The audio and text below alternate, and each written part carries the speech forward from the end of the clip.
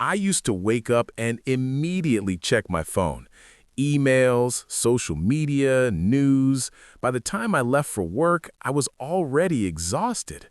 Then I discovered how Japanese office workers start their day differently. No phone until 9 a.m. Here's what happened when I tried it for 1 week. My name is Yuki, and I work at a tech company in Tokyo. Like most people, I was addicted to my phone. The first thing I'd do every morning? Scroll. But I noticed my Japanese colleagues seemed calmer, more focused. I asked my manager about her morning routine, and what she told me changed everything. This is her exact 5 a.m. routine and how it transformed my relationship with technology, work, and myself. In Japan, there's a concept called asa no jikan, morning time. It's considered the most sacred part of the day, a time for yourself before the world makes demands on you. My manager explained that checking your phone first thing is like inviting hundreds of people into your bedroom before you're even dressed. Every notification, every email, every news headline, they all want something from you, your attention, your energy, your peace. So she created a rule: no phone until she arrives at the office. For her, that means 4 hours of protected, intentional time. I decided to try it. Here's exactly what I did. Day 1, 5 a.m. The first challenge? I couldn't use my phone as an alarm. I bought a traditional Japanese alarm clock, the kind that makes a gentle bell sound, not a jarring beep. This was intentional. In Japan, how you wake up sets the tone for your entire day. When the alarm rang, I didn't reach for my phone. Instead, I sat up slowly, placed my feet on the floor, and took 3 deep breaths. This is called mizame no kokyu, awakening breath. Here's what surprised me. Without my phone, I actually noticed the morning, the soft light, the quiet, the birds outside. For the first time in years, my first thoughts weren't about work emails or what I missed overnight. They were just mine. My manager told me this is why Japanese people value early rising. It's not about productivity, it's about claiming time for yourself before the day claims you. The second step was simple but powerful. Open all the windows. In traditional Japanese homes, the first morning activity is always welcoming fresh air. It's called kanki, ventilation and purification. You're not just airing out the room, you're releasing yesterday's energy and inviting today's possibilities. I walked through my small Tokyo apartment, opening each window. The cool morning air hit my face. Usually, I'd be staring at my phone right now, my body still in bed mode. But this physical activity, walking, reaching, breathing deeply, it actually woke me up naturally. No coffee needed yet, just movement and fresh air. This 5-minute practice became my favorite part of the morning. Next, the water ritual. In Japan, drinking water first thing in the morning is called mizu nomi, and it's considered essential for health. But there's a specific way to do it: room temperature water, slowly, mindfully. I poured a glass of water and sat at my small table. No phone, no TV, no distractions, just me and this glass of water. It sounds ridiculous, right? But here's what I noticed. I actually tasted the water. I felt it wake up my body from the inside. My manager explained that this practice isn't just physical. It's teaching your mind to be present, to do one thing at a time. In Japanese culture, even the simplest activities can be meditation if you give them your full attention. This was my first lesson in that philosophy. Fourth step, movement, but not intense exercise. My manager does radio taiso, traditional Japanese radio exercises. These are gentle stretching movements that have been broadcast on Japanese radio since 1928. Millions of Japanese people still do them every morning. I found a YouTube video and followed along.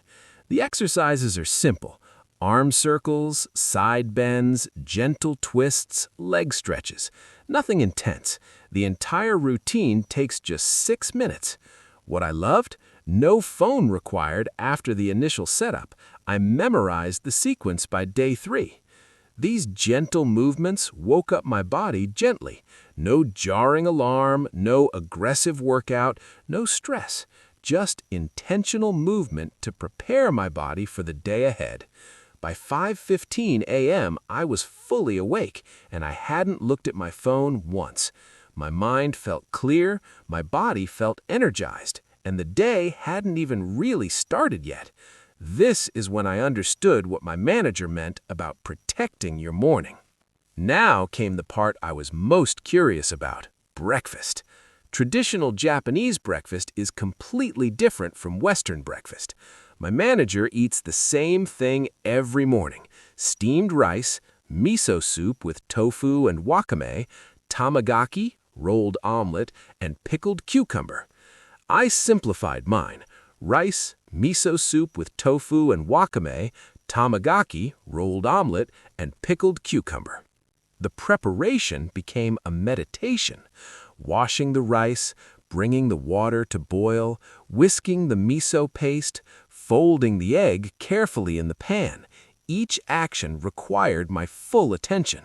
My hands were busy, my phone stayed face down on the counter. Here's what shocked me: I wasn't bored.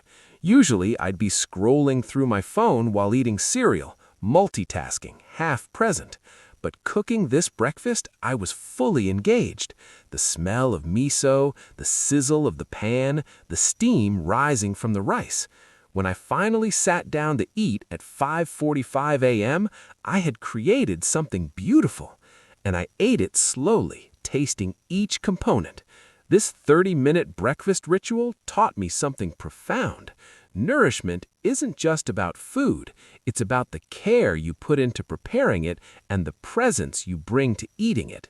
My body felt satisfied in a way instant oatmeal never achieved. After breakfast, I prepared my bento, my lunchbox, for work.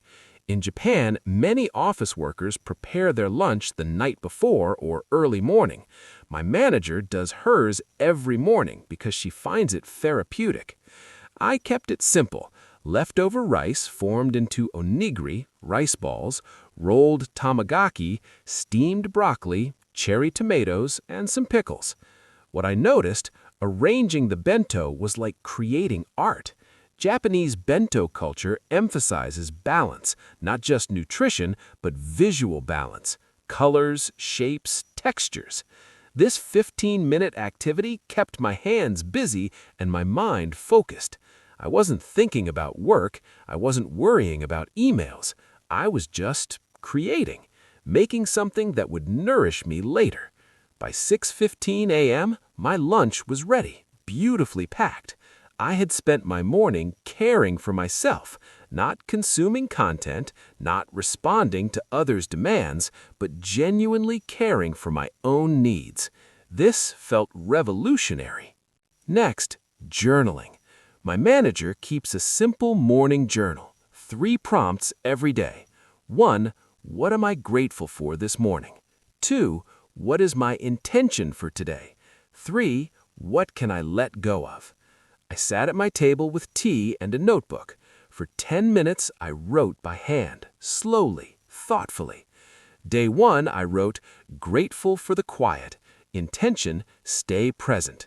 Let go, the need to respond immediately to everything. This practice did something unexpected. It gave me a sense of control over my day. I wasn't just reacting to whatever came at me, I was choosing my focus. In Japanese culture, this is called mokuhyo, setting intention. You don't just let the day happen to you, you decide how you want to meet the day.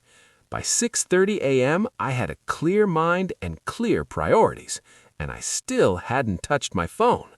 The urge to check it? Almost gone. I was too engaged in my own morning to care about what I was missing online. At 6:35 a.m., I started getting ready for work. But even this was different. I chose my outfit intentionally, not while scrolling Instagram for inspiration.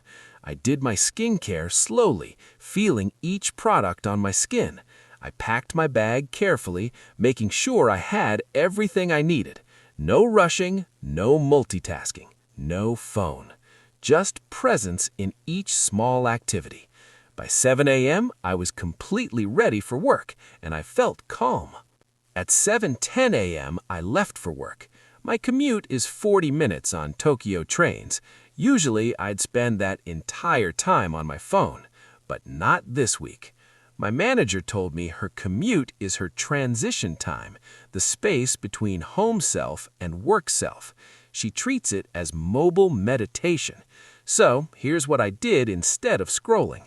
I looked out the window and watched Tokyo wake up. I noticed things I'd never